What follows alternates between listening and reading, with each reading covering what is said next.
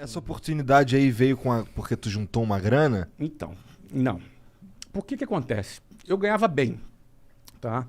Eu ganhava, para você ter ideia, aos 22 anos, eu ganhava R$7.000 Nessa época 1994. Nossa, daquela época. isso é 7 mil dólares. Daquela época que era R$7.000. Sim, isso aqui não era pra caralho. Dava pra bastante. comprar carro e o cacete. Dava. Então, só que é o seguinte, eu casei aos 20.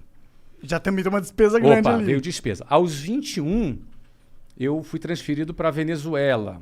Na época que o Hugo Chávez estava preso, uma tentativa de golpe. E Venezuela era um país sensacional, cara. Naquela época. Venezuela era um país... Olha, eu conheci celular na Venezuela. Caralho. Caralho. Não tinha no Brasil, na Venezuela tinha. Era um país super desenvolvido, um país rico, super bem. Eu morei lá na Venezuela esse tempo.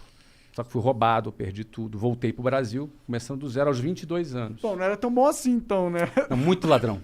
Muito ladrão, cara. Entraram, roubaram a empresa, roubaram meu carro, roubaram... É uma coisa de louco, que cara. merda. Era daquela cultura. Caralho, roubaram tudo. Roubaram tudo. Tudo. Meu tudo já não era muito.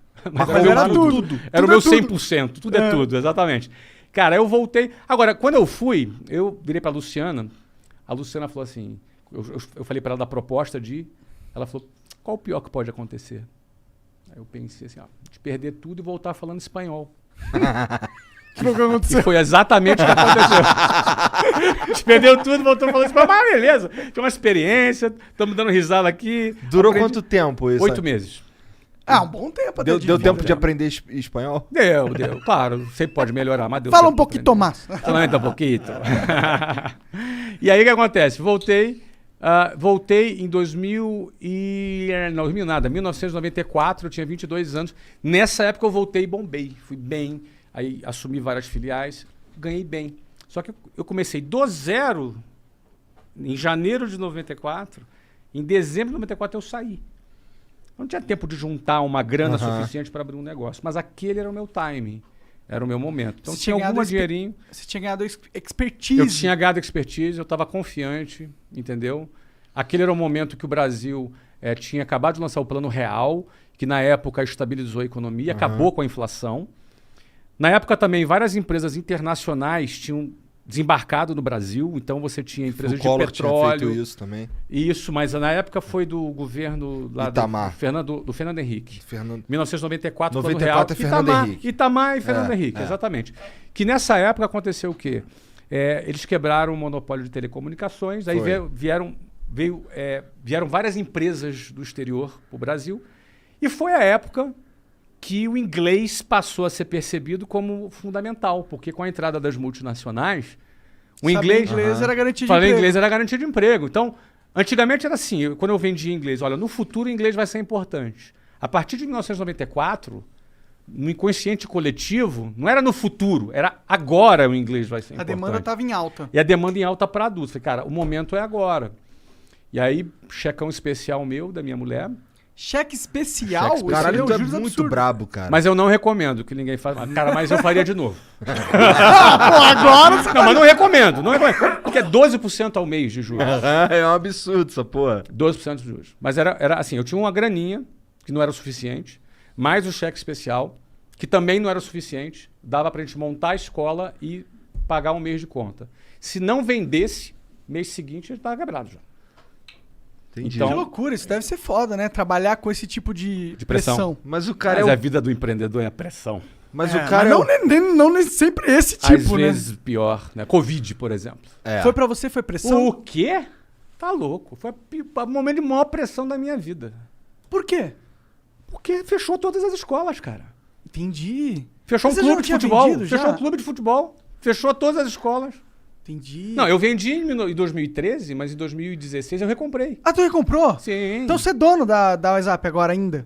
Eu patrocinei você, cara. É verdade. O né? Monarca é que meio, eu sou meio devagar, burro, cara. né? É verdade. Ele é meio Pô, devagar. acabou de me agradecer porque eu patrocinei o negócio, cara. Pô. É verdade, é verdade. Eu tô Eu aqui comprei. de bobeira com essa porra Às vezes os caras vendem, mas fica como conselheiro. Porra, tu Não, eu perguntou sou burro. Tá como bom, é que tá o bom, Covid Não, ele- fudeu, cara? Fechou as escolas, pô. Fudeu, pô. Pô, fechou, cara. Fechou Faz tudo. sentido, faz sentido. Por isso que você lançou o curso online, imagina. Não, eu tinha lançado antes. Ah, tu tinha lançado antes? A gente fez o patrocínio antes. É verdade. É verdade. A gente fez o patrocínio antes do Bom, Covid. chega de comprovar que eu sou burro. Não, tu não é burro. Você é um cara esquecido. Só. Tá tudo certo. Porque você... É, cara. É isso, enfim. Tem algum... Entendi.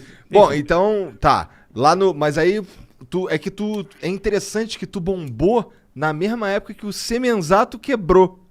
Quando o Semenzato quebrou? Foi em 94, quando começou o lance de... Ah, tá. É. Não, mas eu bombei... Aí em 95 a gente fundou a primeira escola. Aí é o seguinte, cara. A gente meteu mais de 1.000 alunos no primeiro ano. Da hora Tu foi demais. professor de inglês, tu tem noção que é 1.000 alunos na escola.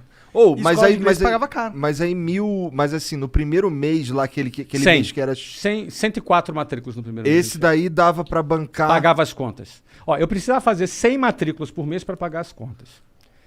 Isso pode parecer uma loucura e por isso eu não recomendo que ninguém abrir negócio com cheque especial. Mas eu já tinha muito know-how de vendas. Eu tinha 4 anos de vendas. O melhor vendedor de curso de o inglês. melhor.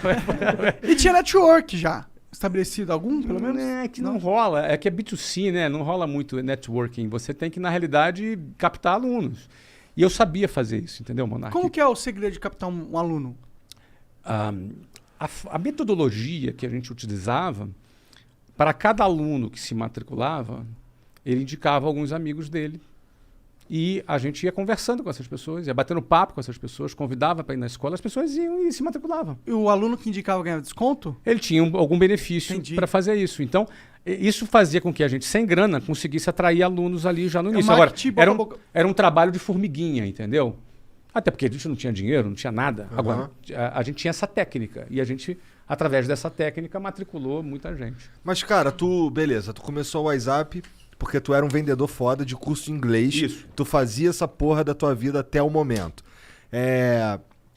Tu contratou um time de consultores pra te dizer qual seria o método que você ia usar pra ensinar? Quem que tu tinha que... Aí talvez entrou o networking que ele colocou, que eu tinha um amigo que era um cara pedagógico. Eu convidei ele para ser o nosso primeiro coordenador pedagógico e desenvolvi com ele o produto, apesar de eu não falar inglês na época. Não é? Mas Vendedor de curso de inglês, é isso que tu mais. Sim, mas... Não, essa é só prova coisa mais natural. Que o cara pode vender sutiã e não usar. Provavelmente entendeu? o maior vendedor de sutiã no mundo é o homem. Não é? Enfim, e aí o que acontece? Esse cara desenvolveu o produto. Só que ele desenvolveu a metodologia em cima do produto que eu briefei para ele. Dei um briefing para ele que eu queria um produto para adultos, que fosse rápido, que não ficasse muito focado em gramática, porque os cursos de inglês existentes, inclusive um deles que você deu aula, que a gente não vai citar o nome, mas mudou. Mas na época era muito focado em gramática, formava professor de inglês, não é? E a gente pensava o seguinte, nosso aluno era o quê? Era um médico, um engenheiro, um advogado. Quer falar. Ele não quer ser professor de inglês, Exato. ele quer falar. Então, essa proposta foi a WhatsApp que trouxe. Em Legal. 1995 isso não existia. Depois todo mundo veio atrás. Assim, uns 10 anos depois, o pessoal veio atrás. Mas a gente lançou isso em 1995. Lançou o Communicative Approach no Brasil. Communicative Approach. Caralho, tá manjando. É isso mesmo, cara. Exatamente. O que é importante é falar. E a gente tinha uma outra abordagem que era o Lexical Approach, que era uma abordagem mais do significado e não necessariamente da função sintática, da função gramatical, que isso para nós tanto faz. Até no português, se eu te perguntar a diferença, Monark, você é um cara inteligente, não tô zoando, tô falando sério. Tá bom. Tá? Pô, entre complemento nominal e adjunta de nominal, você lembra a diferença? Nem eu lembro.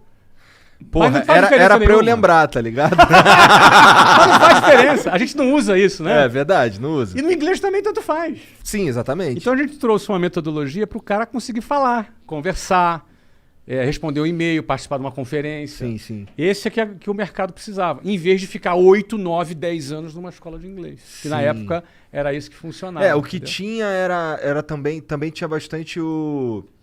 Como é que era? Esqueci o nome do approach, mas é o de ficar repetindo pra caralho. Eram os drills. Os drills, Drill. Isso aí tinha pra caralho também. Que era de uma concorrente que a gente não vai citar o nome. Tudo também. bem. Lá no Rio de Janeiro, né?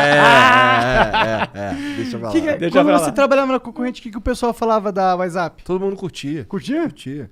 Mesmo, né? Os top cursos que a gente conversava lá entre nós até, Sim. era o teu, era a própria cultura, falava muito também do IBEU.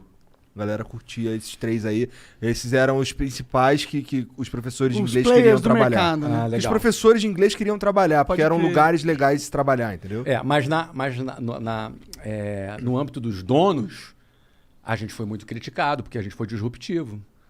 A gente trouxe uma proposta completamente diferente de todo mundo. Mas também tu tá falando de 95, eu tô falando de 2009. É verdade. Né? Eu sou É. antecessor. Por que foi esse negócio do communicative approach? O negócio é, aprenda a falar. O negócio de gramática, mano, você vai ficar horas, milênios aprendendo isso e na hora você vai usar. Basicamente você tem um contexto e aí você conversa usando aquele contexto com as palavrinhas-chave, com os conceitos-chave, na verdade, e você fica usando aquilo ali com o tanto de inglês que você tem pra ir Até ir desenvolvendo ganhando. e você vai desenvolvendo, falando. Entendeu? Por isso que os caras falam que na aula de inglês só pode falar inglês. Que é pra você forçar um ambiente como se você fosse morar na gringa, que é onde você é forçado a Como falar se fosse inglês. uma imersão. É, como se fosse uma imersão. Exatamente. Então, e essa abordagem é diferente daquela que tem na escola.